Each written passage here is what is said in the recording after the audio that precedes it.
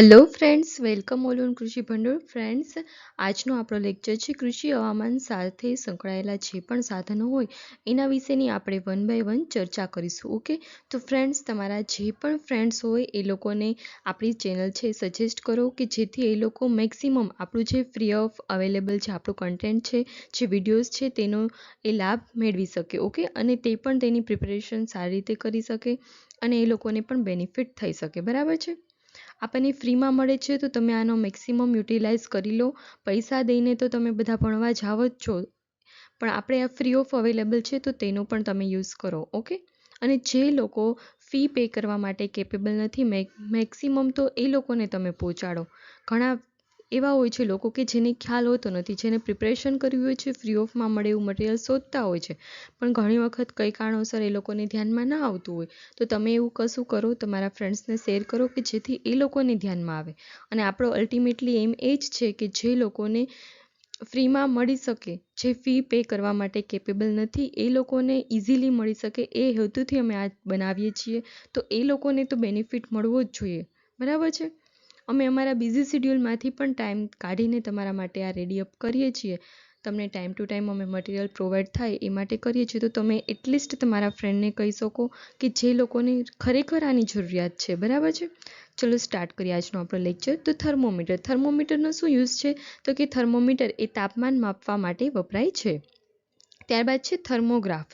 તો થર્મોગ્રાફનું શું છે? તો કે બદલાતા તાપમાનની જે ગ્રાફ સ્વરૂપે આપણે અંકિત કરતા હોય છે એને થર્મોગ્રાફ કહેવામાં આવે છે. બરાબર છે. ત્યારબાદ છે હાઇગ્રોમીટર. તો હાઇગ્રોમીટર શા માટે યુઝ થાય છે? તો કે હાઇગ્રોમીટર હોય છે તે ભેજ માપવા માટે યુઝ થતું હોય છે. ત્યારબાદ છે લેક્ટોમીટર. તો લેક્ટોમીટર એ દૂધમાં જે ફેટનું જે પ્રમાણ છે એ માપવા માટે લેક્ટોમીટરનો યુઝ થાય છે. આપણને ખ્યાલ છે આપણું જે દૂધ હોય છે ગાયનું અને ભેંસનું, એમાં જેમ ફેટ વધુ હોય છે એમાં આપણને એની પ્રાઇસ વધુ મળતી હોય છે. તો એ જે ફેટ હોય છે એ માપવા માટે જે મશીન વપરાય છે એને આપણે લેક્ટોમીટર તરીકે ઓળખતા હોય છે. બરાબર છે. ત્યારબાદ છે ઇનફિલ્ટ્રોમીટર. તો ઇનફિલ્ટ્રોમીટર શું છે? તો કે પાણીની નિતાર શક્તિ માપવા માટે. આપણને ખ્યાલ છે ગઈકાલના લેક્ચરમાં ઇન્ફિલ્ટ્રેશન રેટ વિશે વાત કરી હતી, જે MCQ સેશન આપણે લીધો હતો 2018-19નું એગ્રીકલ્ચર ઓફિસરનું, એમાં પણ વાત કરી હતી મેં. બરાબર છે. તો ઇનફિલ્ટ્રોમીટર શા માટે યુઝ થાય છે? તો કે પાણીની નિતાર શક્તિ માપવા માટે. બરાબર છે. ત્યારબાદ છે લાઇસીમીટર. તો લાઇસીમીટરનો શું યુઝ છે? તો કે બાષ્પીભવનની માપણી કરવા માટે. લાઇસીમીટર કેવી રીતે યુઝ થાય છે? તો કે કેટલું બાષ્પીભવન થયું છે એનું માપ કરવા માટે આપણે લાઇસીમીટરનો યુઝ કરતા હોય છે. બરાબર છે. ત્યારબાદ છે અલ્ટીમીટર. તો અલ્ટીમીટર શું છે? તો કે ઊંચાઈ માપવા માટે. ઊંચાઈ કેટલી છે આપણે જે માપતા હોય છે એના માટે અલ્ટીમીટરનો યુઝ થાય છે. બરાબર. ત્યારબાદ છે એનેમોમીટર. તો એનેમોમીટરનો શું યુઝ છે? તો કે પવનની ઝડપ માપવા માંગે, કેટલી ઝડપે પવન ફૂંકાય છે એનું જો આપણે મેઝરમેન્ટ કરવું હોય તો એના માટે એનેમોમીટર યુઝ થતું હોય છે. બરાબર. ત્યારબાદ છે એટમોમીટર. તો એટમોમીટરનો શું યુઝ છે? તો કે પાનનું તાપમાન માપવા માટે.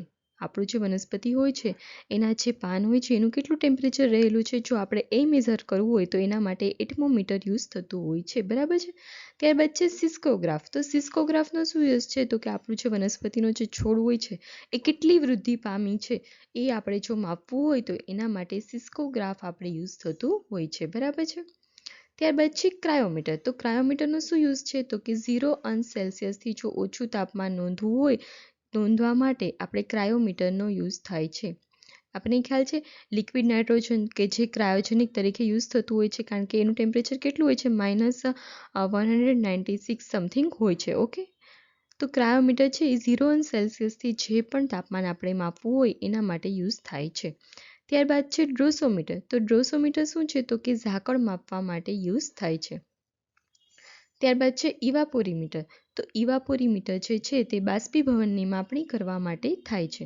ત્યારબાદ છે પાયરોહેલિયોમીટર કે જે સૂર્યઘાત માપવા માટે વપરાય છે.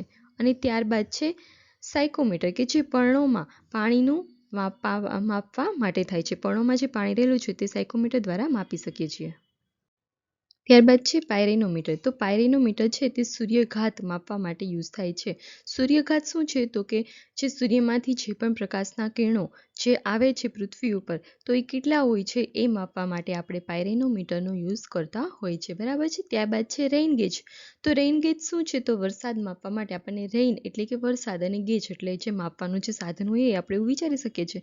તો નામ ઉપરથી જ આપણને યાદ રહી જાય છે કે રેઇન ગેજ એ વરસાદ માપવા માટે. બરાબર છે. ત્યારબાદ છે સ્પેક્ટ્રોફોટોમીટર. તો સ્પેક્ટ્રોફોટોમીટર જે છે તે પ્રકાશની તરંગલંબાઈની માપણી કરવા માટે યુઝ થતું હોય છે. ઓકે. ત્યારબાદ છે ટેન્સિયોમીટર. તો ટેન્સિયોમીટર છે એ શું છે? તો કે જમીનમાં ભેજનું દબાણ કેટલું છે એ માપવા માટે આપણે ટેન્સિયોમીટર યુઝ કરતા હોય છે. બરાબર છે. ત્યારબાદ છે વિન્ડ વેન. તો વિન્ડ વેન છે એ પવનની દિશા માપવા માટે, મતલબ કઈ દિશામાંથી પવન ફૂંકાય છે, જો આપણે એ માપણી કરવી હોય તો આપણે વિન્ડ વેનનો યુઝ કરતા હોય છે. બરાબર છે. ત્યારબાદ છે ઇન્ફ્રારેડ થર્મોમીટર. તો ઇન્ફ્રારેડ થર્મોમીટર છે એ કેનોપીનું તાપમાન માપવા માટે વપરાય છે. ઓકે. તો ઇન્ફ્રારેડ થર્મોમીટર આપણે કેનોપીનું જો તાપમાન માપવું હોય તો એના માટે યુઝ થતું હોય છે. ઓકે. તો ફ્રેન્ડ્સ, આજનો આપણો જે લેક્ચર હતો અહીં ખતમ થાય છે. તમે આપણી ચેનલ કૃષિ ભંડોળ છે તેને લાઇક કરો, શેર કરો અને સબસ્ક્રાઈબ કરો. ઓકે. આપણે ફરી મળીશું નવા લેક્ચર સાથે. ત્યાં સુધી થેન્ક યુ.